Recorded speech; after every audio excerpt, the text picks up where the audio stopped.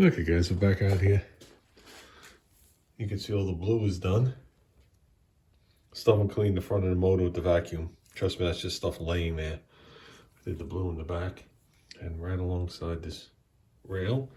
Basically I used the paint and a little acid brush. Done. There's no way I was masking off the whole car to do that. I've done that before. So that's good. That's just laying there. Like I said, all the ports are closed in this motor, so if anything falls in, it's not going into the engine, just so you guys know. Sooner or later, we have to bite the bullet and get rid of that fuel line.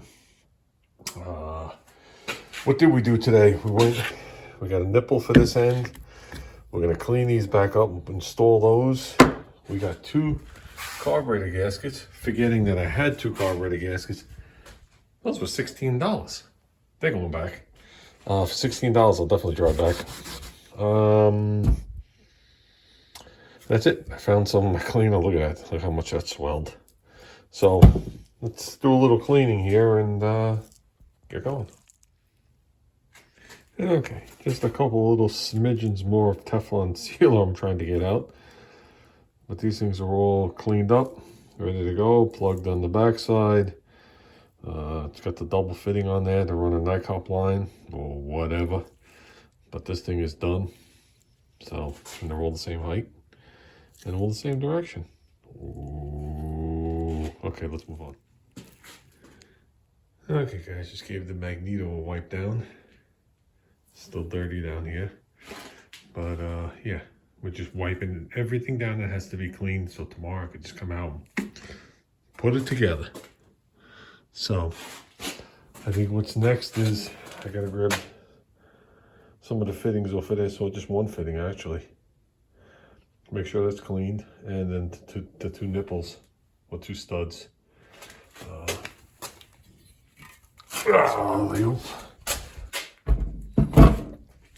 2 studs for that. Okay, guys. Okay, guys. Another one of those nights. It looks like I did nothing. Got that fitting in. Woo! That intake was off of that. Yeah, the threads were full of clear. And I didn't have a tap. So I had to do it with a little pocket screwdriver. But that's good, that's on. That fitting is obviously cleaned. So what do we do? The block is cleaned, painted. Okay. I went over the bolts inside the intake to make sure they were tight. Okay, we did the back bracket. We got that fitting on. The fuel block. We got the end plug. I put that on. I polished up all 5 of the pieces, put them on. They're good to go. We took the magneto, we gave it a cleaning. That's good to go. All this stuff up here is good. All the stuff that's painted in the house is good. The distributor hold down's good. That's the piece for the fuel block. That's good. The thing for the thermostat, we're going to scuff that and reshoot it. I think that's it. We're ready to go.